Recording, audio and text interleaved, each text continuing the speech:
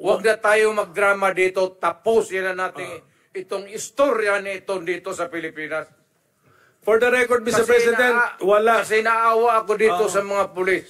Sa totoo lang, naawa ako sa mga pulis, pati sundalo. Kaya ako, akin, mine and mine alone. Pag nag-inutusan ko ito, mag-operate itong mga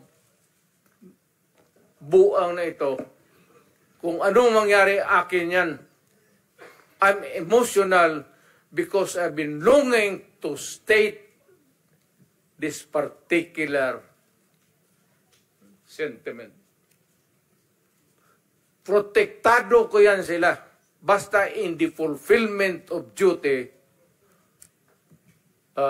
Mr. Senator, yan sila, naging chief of police yan. Protektado ko ang police pag nagtrabaho in the fulfillment